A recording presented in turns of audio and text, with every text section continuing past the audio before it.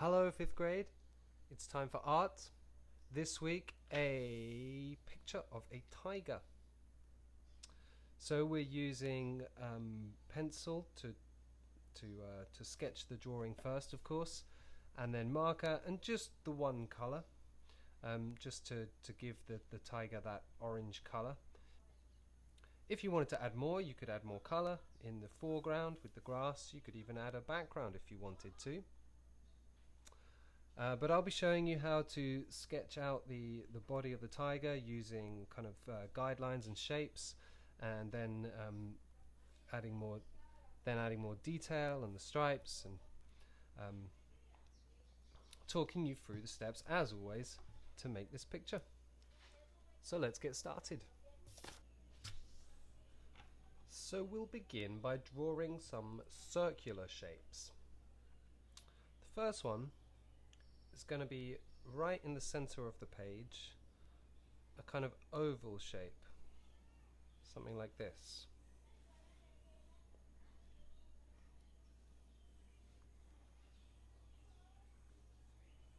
That's going to be the main part of the body.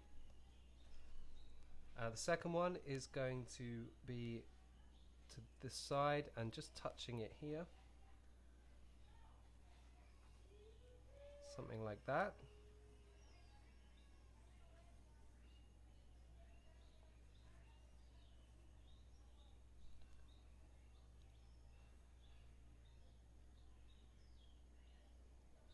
And then there's going to be a line like this which joins the two, which is the back of the tiger, and we want to make sure that we've got enough space for the tail here. So I'm really coming to the edge of the paper there, just about enough space. If you don't have enough room, then you should restart and move your first circle across a little bit. This is going to be the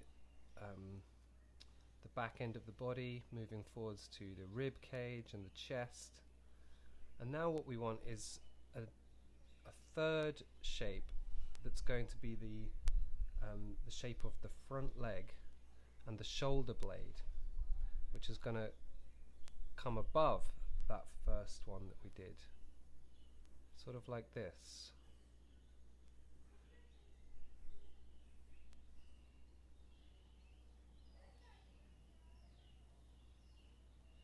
That's pretty good.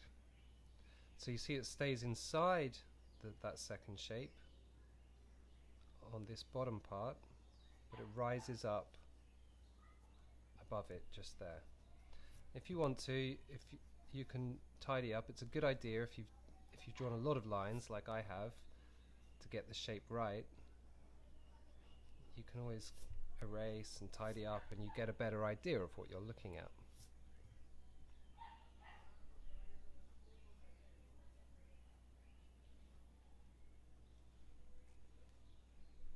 Next thing we're going to do is draw a square or a rectangle, pretty much a kind of square shape.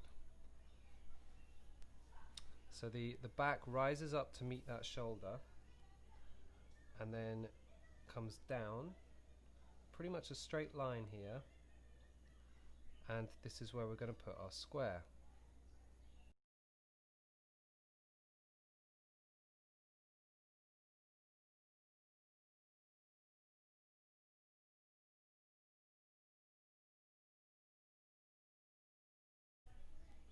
See how long that neck and head is, comes out from the body a long way. Here's the ear, basic kind of triangle shape just to start with.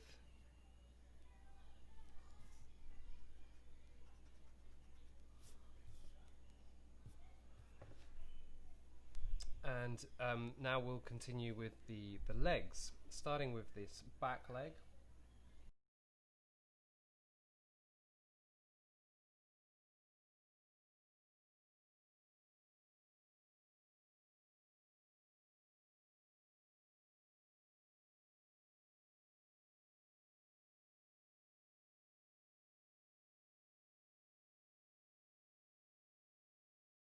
Now here we want to imagine another shoulder blade on the other side, sticking up like that. We want to imagine that other shape similar to this one on the other side. Could just kind of very faintly sketch it there, and it's going to drop down lower, sort of just underneath the body like that.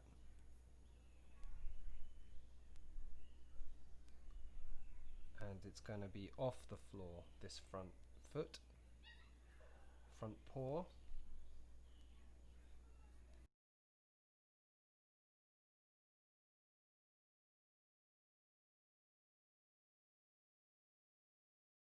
The next stage is to tidy up these guidelines, so we'll do some erasing and we'll add in some more definite lines to kind of create, to change these shapes and make it into more of a realistic kind of tiger body.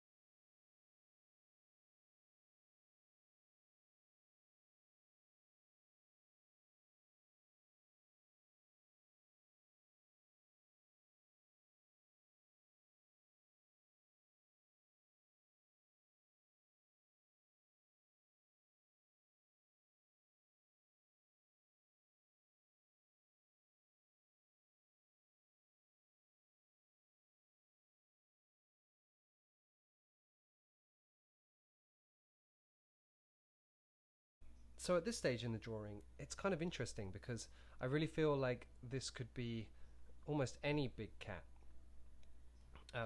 especially the sort of bigger, stronger cats like pumas and jaguars, lions. Perhaps not the really sort of fast-running cats like leopards and cheetahs. They have slightly different anatomy, slightly different body shapes. But it's of course the stripes that is one of the most distinctive things about tigers. So when we put the stripes on, and when we kind of change the head just a little bit, we'll add some kind of like shaggy fur around the jaw and on the ear. So the next changes that we'll make will really make it appear to be a tiger. So let's begin by just drawing. We're just going to draw the shapes of where we want the stripes to be, and then what we'll do is just kind of color them in, just sort of shade them in with the pencil with kind of zigzag lines. So some of the shapes are kind of more triangular. Some of them are more rectangular on the tail anyway. Like this, okay? Some of them bigger, some of them smaller. Then when we get to larger areas of the body, this back leg, the back thigh, and the body, we'll sort of change the stripes. They'll become kind of these triangular shapes, but with this zigzag line inside them. So I'm going to come down the back first with these triangles and zigzags, and they start to distort. They don't have to stay like triangles. They can have little wobbles in them like that. That's good if they do. And then at this part of the body, they could even have a hole in them, sort of like that.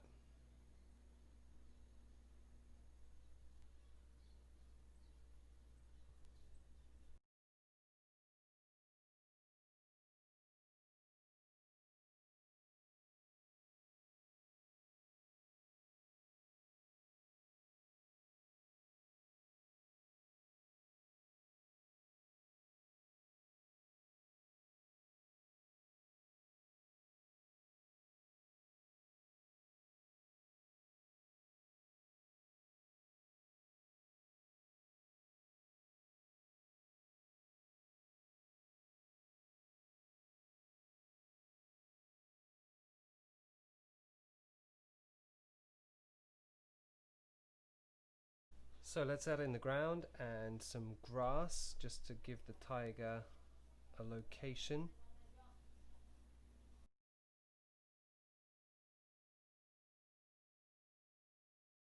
So you can be a bit random with these, with the position of these blades of grass, but I think it's good to be careful not to cover up too much of the tiger as well. A little bit is good, just not too much. And I'm going to be careful not to cover any of the face actually. The next stage is to work with marker, but before I do that, I'm just going to change the eye. For some reason the eye doesn't look right to me. I'm not happy with that, and I'm going to just move it up a little bit and change the angle of the eye. That sort of looks better to me.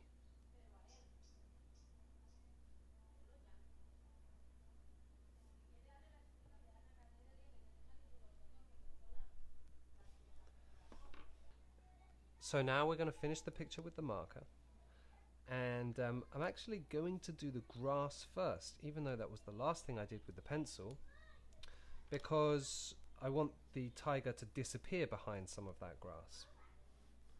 So I'm going to do this in a similar way that I did with the pencil, perhaps a little slower and more careful, but not too much.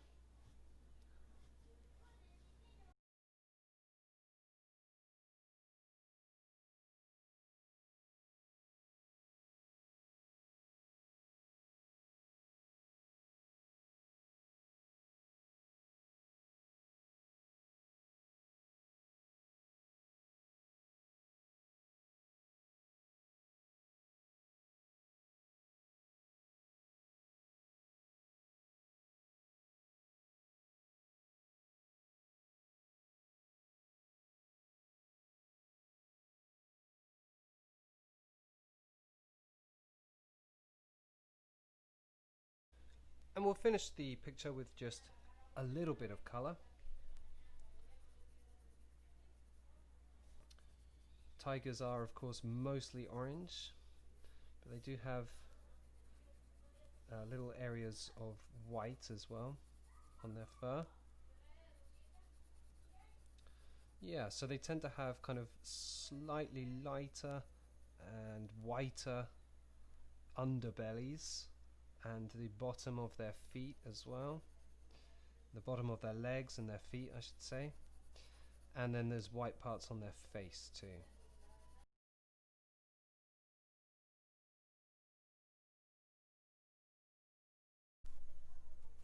Okay, there it is, the finished picture. I hope you guys enjoy drawing a tiger this week. Don't forget to share your work. I always look forward to seeing what you've done. And of course, have fun.